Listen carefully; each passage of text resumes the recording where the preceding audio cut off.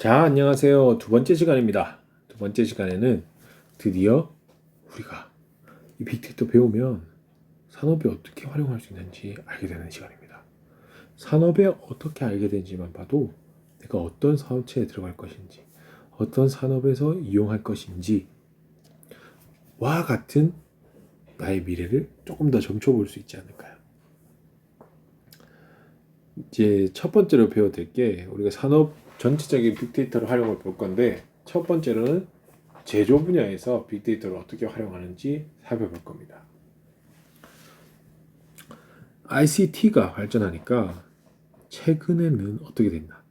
생성 공정 자체도 아예 뛰어난 효율을 제공하는 기술 지식을 제공해 버리는 거죠. 그래서 기존의 제조 산업은 어떻게 바뀌고 있다? 미래형 제조 산업으로 바뀌고 있다는 겁니다. 엄청 빠르게 변화하고 있죠. 그래서 사람, 기계, 자원, 생산 물류, 생산 라인, 이런 다양한 분야 자체에서 우리는 이미 풍부한 데이터가 나오고 있고, 이 데이터를 통해서 빅데이터 분석 소프트웨어와 연결시켜서 분석하기 가능하게 되어버리니까, 이렇게 모여진 데이터는 제조 공정에서 뭘 감소시킨다? 비용을 감소시키고 생산 계획을 최대한 잘 맞춰서 생산 일정도 너무 잘 맞고, 그리고 그걸 만들어주는 생산 계획을 만들어주는 알고리즘도 변환돼서 전체적으로 뭐가 상상되겠어요? 생산성이 향상되는 거죠. 그래서 비용 감소를 시키고 생산성을 향상시키니까 많은 기업에서 뭐 원하겠어요? 단순한 제조 공정을 스마트 제조 공정으로 혁신하는 방법을 쓰고 있죠. 거기서 뭘 쓴다? 빅데이터를 쓴다는 거예요. 빅데이터. 제조 분야가 뛰어납니다. 자, 우리 책에서 나와 있는 게 Ford선인데 Ford 잘 아시죠? 이 Ford가 제조 분야의 빅데이터를 활용해서 사용자의 경험을 개선했어요. 와, 어떻게 사용자의 경험을 제조했냐면, 최근에 내연기관 자동차들을 전기차, 하이브리드 자동차, 그리고 플러그인 하이브리드 자동차가 있어요. 그래서 내연기관을 대체하기 위해서 환경을 위한 자동차들이 많이 나오고 있어요. 그래서 하이브리드 들어보셨을 거예요. 전기차 들어보셨을 거예요. 그런데 그 중간 형태인 플러그인 하이브리드 자동차가 대안으로 있었던 거죠. 어떻게 됐냐? 기본적으로는 외부 충전 배터리, 전기 동력으로 주행하는 거죠. 그런데 배터리 방전이나 그 가지고 있던 전기가 동력이 바닥난다면 하이브리드 자동차처럼 내연기관과 배터리를 동시에 사용하게 됩니다. 그래서 주 동력원이 뭐냐? 배터리예요. 그래서 운전자 입장에서는 엄청 민감해지는 거예요. 뭐에? 주동력원이 배터리니까 차에 전기가 얼만큼 쌓였는지, 배터리가 방전되지 않는지, 충전소 위치가 어딘지 엄청 민감해질 수밖에 없죠. 사실 플러그인 하이브리드만의 문제는 아니고 전기차도 마찬가지입니다. 전기가 얼만큼 짜는지 너무 마음이 막 급박해지는 거죠. 제 차도 플러그인 하이브리드거든요. 저는 좀 사실 기존의 전기차보다는 마음이 편해요. 전기가 떨어졌을 때는 내연기관은 돌아가게 되니까. 그런데 포드의 PHEV, 이게 PHEV가 플러그인 하이브리드 일렉트릭 비클이거든요. 얘네들은 전기차도 마찬가지예요. 포드의 전기차도 센서 데이터를 수집해가지고 배터리 잔량, 제조 비용 충전, 인근 충전소 찾기, 이런 것들을 어디로 보내준다? 운전자의 스마트폰 앱으로 보내준다. 그래서 자동차 탈 때 내 거 기름 뭐 떨어지면 어떡하지, 전기 떨어지면 어떡하지, 이런 불안감들을 해소시켜 주려고 해주는 거죠. 이게 바로 사용자의 경험을 계산한 겁니다. 포드가 얼만큼 데이터가 많이 생기냐면 포드의 PHEV, 이 포드 퓨전 에너지라고 많이 부르는데 이런 CMAX 에너지에서는 시간당 25GB 센서 데이터가 생성돼요. 시간당 25기가 데이터가 생성된다는 거죠. 그 데이터를 센서 데이터가 이제 만들어내니까 이를 이동통신망을 이용해서 포드 클라우딩 서버에 모아서 데이터 처리한 후에 대형 운전자 스마트폰 앱인 마이포드 모바일, 여기죠, 마이포드 모바일, 여기에다가 보내준다는 거죠. 필요한 것만. 이 마이포드 모바일의 실행을 보면 사실 뭐까지 보여주냐면 배터리 관련 정보뿐만 아니라 운전 스타일, 운전 기록, 그리고 우리가 이 전기차나 플러그인 하이브리드를 운전함에 있어서 줄인 이산화탄소가 이만큼 된다, 배출량은 얼마다, 이런 거에 대한 정보를 다 제공하는 거죠. 얼마나 대단합니까? 이 정보는 사실 차량에 수집된 센서 데이터를 정제해서 제공되는 건데 앞으로는 사실 센서 데이터 패턴까지 분석해서 고장, 정비, 언제 해야 될까지도 알려줄 거고요. 그렇게 되면 어떻게 되겠어요? 안정성 자체가 추가될 수도 있는 거고.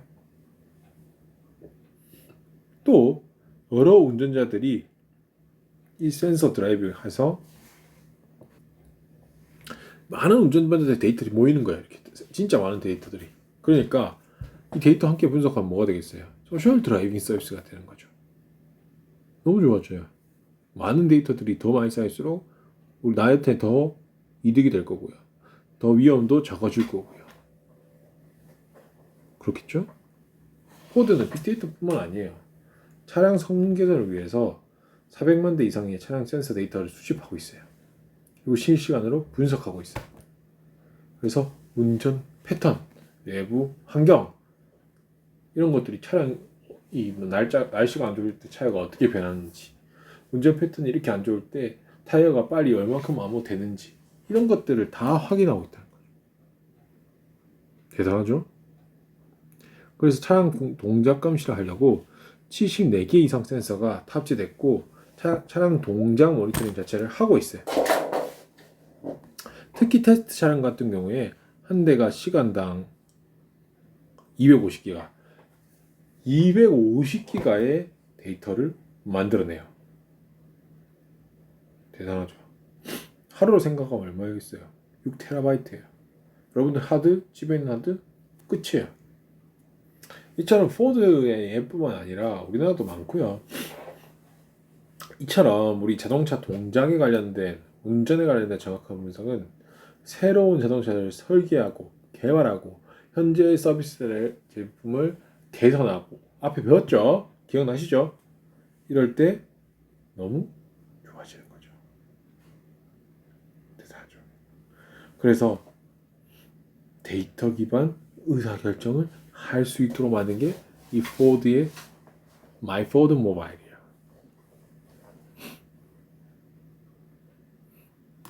이것뿐만이 아닙니다. 여러분들 공급망 최적화를 위해서 통합 운영 효율 극대화를 위해서 부품 입고부터 고객 납품까지 전관형의 빅데이터 수집 분석하는 거죠. 입고 언제 했고, 납품 언제 했고, 부품 입고 있을 때 납품 언제 했고, 조립 언제 됐고, 이러니까 공급망 전 과정을 완전하고 상세한 뷰까지 만들어지고, 이것들을 활용해서 우리에 대한 데이터들이 더 정확해지면서 뭐가 되겠어요? 앞에 봤죠? 빅데이터를 해서 할 수 있는 것들 뭐가 있었죠? 뭐가 생긴다고 했어요? 통찰력, 대응력, 경제력, 창조력. 기억납니까?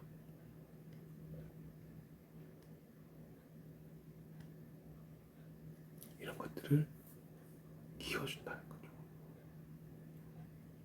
이외에도 공공망 최적화해서 이렇게 우리가 전체 납품부터 전 과정에 빅데이터 넣어서 공급망 전 과정에 안전하고 상세한 뷰도 볼 수 있고 고객 니즈 분석도 되고 어떤 상품과 서비스 고객을 매치할 건지도 결정할 수 있다는 거죠. 특히 포드가 왜 예로 나왔냐면 이 빅데이터 활용을 하기 위해서 실리콘밸리에 빅데이터 연구소 오픈했어요. 그리고 다양한 빅데이터 도구를 검토하고 활용하고 있고요. 특히 빅데이터 플랫폼을 하둡 중심으로 이해한다고 제가 말씀드렸죠. 하둡. 분석 도구로서는 뭘 쓴다? R을 쓴다. 우리 다 배우는 거예요. R 배워요. 이 외에도 데이터 마이닝, 텍스트 마이닝, 오픈소스 다수 활용하고 있기 때문에 포드는 발전할 수밖에 없다는 거예요. 그래서 우리가 포드 1번 사례, 2번 사례 모바일 보고 얘기했던 거고요. 두 번째, 이제 우리 세 번째 그림으로 치면 세 번째인데 이 볼보 운행 정보에 활용한 자동차 안전 실험을 해요. 자, 여러분들 볼보하면 뭐가 떠오르시죠? 안전이죠. 자동차 산업의 경우에는 이게 진행 차량, 부품, 시스템 점점 복잡해지고 있어요. 원인 찾기 어려울 수도 있어요. 자동차 결함 많이 뜨죠. 사고, 리콜, 뭐 불이 났다 많이 들어보셨을 거예요. 기업 피해도 증가하고 인명 피해도 생기고 있어요. 이를 줄이기 위해서 우리가 실제 사고 연구, 안전 요구 충족, 그리고 제품 개발 반영, 차량 시험, 생산 이게 개발 순환 주기인데 이걸 적용하고 있는데 이거에 대해서 면밀히 파악하기 위해서 우리는 빅데이터를 넣는 거죠. 볼볼. 그래서 빅데이터 통신을 통해서 분석을 통해서 우리 가장 말하고 싶은 핵심 가치인 안전을 지속적으로 노력하기 위해서 기울이고 있다는 거죠. 특히 볼보는 안전운행 시행해가지고 운전습관, 이동 경로 검색, 차량 검색 정보, 차량 빅데이터 수집 계속 활용해서 우리 자동차 결함을 파악하거나 차량 문제 생길 수 있는 것들을 파악해서 볼보의 안전 철학을 강화하고 있다는 거죠. 빅데이터를 이용해서. 이 정도로 대단합니다. 빅데이터가.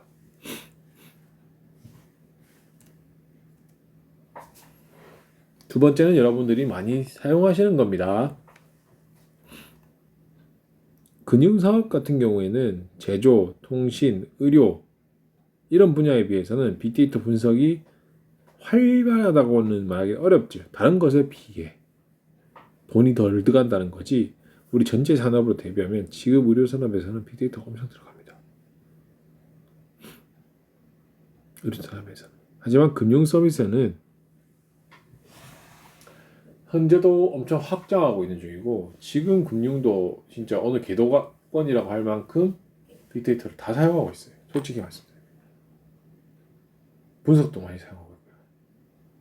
근데 이 금융 서비스라는 자체가 국민과 기업들이 이용하고 있기 때문에 우리 생활의 일부이기 때문에 금융 상품의 종류도 많고 데이터 유입, 보유, 검색 이런 게 진짜 많아요. 그리고 그 증가도 데이터가 많은데 증가 속도는 같이 올라가겠죠. 그래서 우리 이 산업군에서도 빅데이터를 활용하고 범위가 다양하다는 걸 가치 또한 높을 거라는 걸 예상하고 있어요. 우리나라 지금 현재 여러분들이 지금 보고 있는 사례는 거의 우리나라 사례고요. 우리 책 66페이지를 보면 해외 사례도 있습니다. BOA라고 해서 뱅크 오브 아메리카 미국의 국민은행이죠. 미국의 은행이죠. 거의 이 뱅크 오브 아메리카는 5천만 건 65 페타바이트만의 고객 데이터 보유를 하고 있어요. 그래서 우리는 이 65 페타바이트 갖고 데이터 분석해가지고 고객에게 가장 적합한 상품 제안을 하려고 했었어요. 그래서 우린 다양한 채널, 기업 활동 이런 거 통해서 데이터가 65페타바이트를 쌓은 거죠. 근데 어때? 65페타바이트 한 번에 분석 절대 안 됩니다. 사실 절대 안 되는 것까지는 아니고요. 슈퍼컴퓨터가 있으면 돼요. 그 정도니까요. 근데 기업에서 그 정도까지 하지 않으니까. 근데 이를 한꺼번에 65페타바이트를 한 번에 돌리기는 컴퓨터도 무리고 할 수 있죠. 뭐 슈퍼컴퓨터에서. 그래서 어떻게 했냐면 65페타바이트에서 표본만 조출해가지고 표본 분석만 한 거예요. 그래서 초기에는 전체 고객의 1%만 분석이 사용돼도 업무 계산에는 엄청난 아이디어를 얻는데 도움이 됐고, 이렇게 도움이 되니까 분석 대상을 확대해버린 거죠. 그래서 빅데이터 활용을 위해서 고객에 대한 접근 방식도, 그리고 통합된 조직 구조도, 그리고 서비스 설계도, 마케팅도, 리스트 관리도 전반적으로 활동을 수행했고, 구체적으로 빅데이터를 활용해가지고 여러분들이 대용량 거래 데이터, 고객 관련 데이터, 비정형 데이터 이런 것들을 분석하는 거죠. 데이터별로도. 너무 중요하다는 거 이제 깨달은 거예요. 그리고 채널이 일원화해서 유행하고 있죠. 그리고 지금 같은 경우에는 샘플 데이터 아니라 전체에 대한 대규모 전체 조사, 데이터 전처리 분석 가능한 거죠. 그래서 고객이 어떤 신용카드 가지고 있는지, 모기지로 가지고 있는지, 콜센터 전화할 때마다 이력 지점 방문 조회 해가지고 고객에 적절히 제공을 하는 거죠. 제안하는 거죠.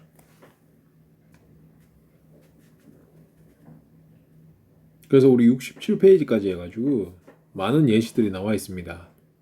여러분들 꼭 한번 읽어보셨으면 좋겠고요. 우리나라 그 금융 분야에서 카드사들 어떻게 빅데이터를 활용해서 서비스하고 있는지 잠깐 볼게요.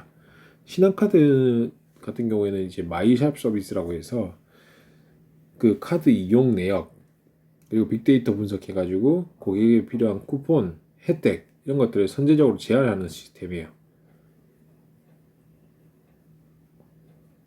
그리고 여기다가 신한카드 가맹점들은 빅데이터 분석 통해 가지고 해당 상권 찾는 고객이 가장 선호하는 혜택 활용해서 확인해서 마케팅 활용할 수 있게도 해줬어요. 솔루션 비도 공짜고요. 신한카드 같은 경우에 팬앱도 출시했죠. 이렇게 해주니까 단일 금융사 최초로 1,000만 건을 고객을 달성했고 지금까지 이어지고 있죠. 두 번째로 삼성카드 마케팅 서비스 링크가 있어요. 삼성 앱이나 홈페이지 통해서 개인 소비턴에 맞는 적합한 쿠폰을 제공하고 이를 선택하게 되면 자동적으로 혜택을 적용하게 하는 얘기죠. 그래서 삼성카드 링크의 가맹점에서는 고객 니즈에 맞춘 서비스를 전체적으로 제시하게 되면서 차원적으로 고객을 유인하는 효과가 뛰어나는 장점도 가지고 있기 때문에 차원도 가지고 있기 때문에 너무 좋아지고 있다 라고 생각한 거죠. 세 번째로 국민카드에서 만든 빅데이터 기반 마케팅 시스템 SOS 스마트 오퍼링 시스템이에요. 그래서 고객 카드, 행동 데이터 이런 거 실시간 분석해가지고 행동 시점에 고객 니즈에 적합한 혜택을 실시간으로 제공해줘요. 실시간으로 1,000가지 이상 시나리오 가지고 있습니다. 이 시나리오들은 이거더라 라고요. 그래서 다양한 케이스의 종류, 채널의 안내, 취향 저격 상품 서비스 제공 이런 것들이 우리 혜택으로 실시간으로 제공하고 있죠.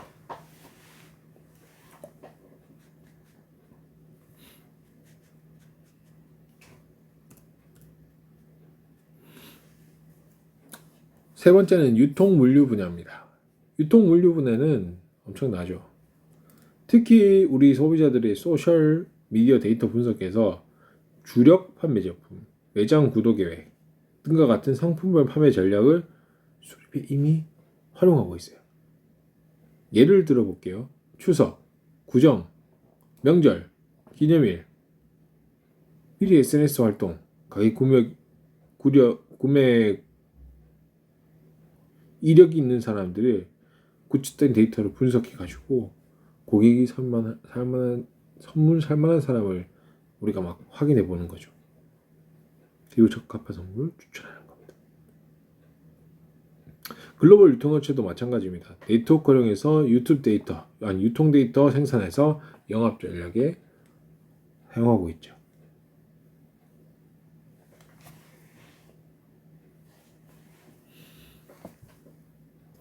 그래서 우리 책에 보시면 허츠라는 기업이 나와 있어요. 71페이지에.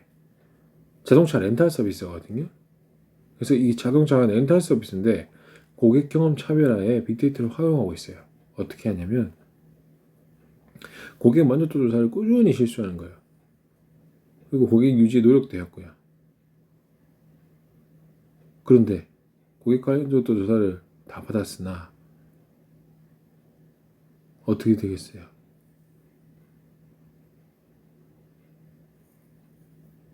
개별적으로 처리가 어렵겠죠. 그리고 고객 의견을 제대로 알기가 어려웠어요. 그래서 이 총괄력을 얻으려고 데이터 통합 및 활용 작업에 착수했고 기존에 쌓였던 데이터뿐만 아니라 고객 심리 수요 조사해가지고 추가적인 데이터 확보에도 노력했다는 거죠.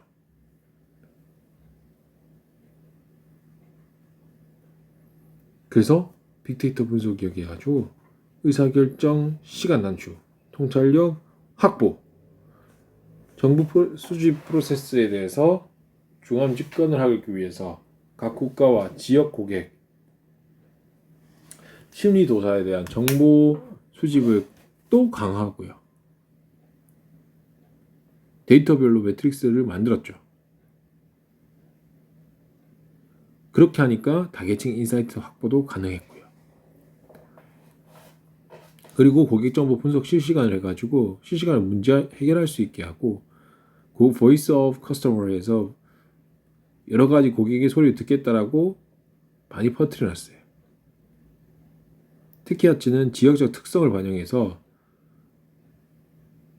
차원 서비스 개선뿐만 아니라 실제 수익 향상에 도움을 줬다는 겁니다. 그게 중요해요. 그래서 막 진짜 현실에 문제가 되는 것들에 대해서 확인을 해본 거죠. 어떻게 하냐. 허츠 빅데이터 적용 프로세스를 보시면 아는데요. 앞에 러버프라트 그림 있죠? 수집, 분석, 적용하는 단계고요. 수집 때는 8,300개 이상 지점에 웹서비스, 이메일, 콜센터, 문자 메시지 이런 강대한 데이터를 수집했어요. 그리고 분석했죠. 데이터로부터 지점, 서비스, 고객불만 이런 것들을 연결해서 보는 거예요. 거기다가 VOC, 고객불만 해서 따로 또 보는 거고요. 키워드 추출 다 해서 보는 거예요. 분석해보니까 이제 적용하는 거죠. 전사적 서비스라든지 시스템 불안 요소 추출을 위해서 계산에 적용하고요. 운영 수익률 증가되고 고객 만족도 향상이 일어났죠. 별거 아닌데요.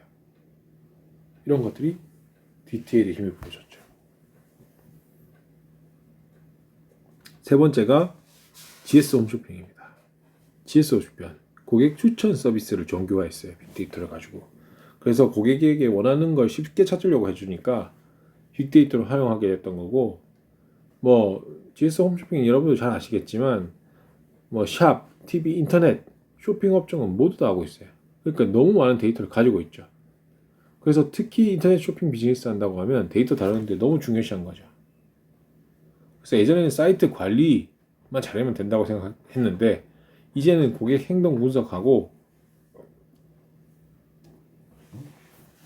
추천하는 서비스 비중이 커지게 된 상황인 거예요. 그래서 GS는 추천 서비스를 시작하게 된 거고 엄청나게 발전했죠. 특히 빅데이터 이 부분을 하려면 하둡 기술자를 꼭 뽑아야 돼요. 수급도 한계고 내부 역량으로 노력을 꾸준하게 했지만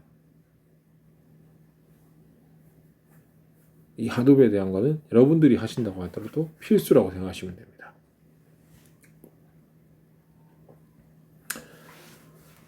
이렇게 해서 우리가 물류 시스템도 한번 봤고요.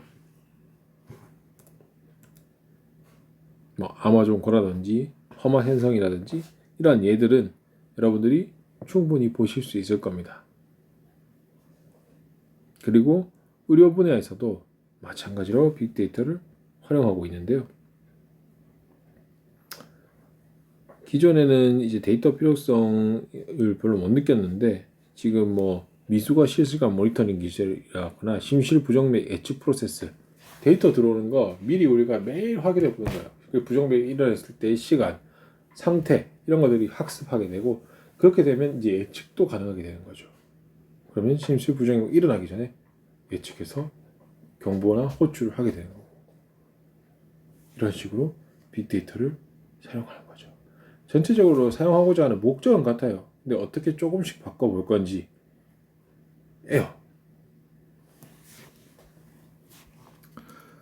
그렇게 해서 이렇게 우리가 빅데이터를 산업별로 어떻게 활용하고 있다까지를 여러분들과 두 번째 시간 한번 확인해 봤습니다. 여러분들이 충분히 아실 만한 부분이고요. 빅데이터가 가지는 첫 번째 시간에 배웠던 빅데이터의 역할이라든지 빅데이터가 어떤 걸 활용하기 위해서 된다는지 그런 생각을 해보시면 이렇게 산업에서 활용할 수 있네 라고 이해하실 수 있을 겁니다. 자, 오늘 목요일 수업은 이렇게 온라인으로 진행할 거고요. 금요일은 여러분들과 시간 맞춰서 이야기하고 진행하도록 하겠습니다. 1시간 동안 고생 많이 하셨습니다. 수고하셨습니다.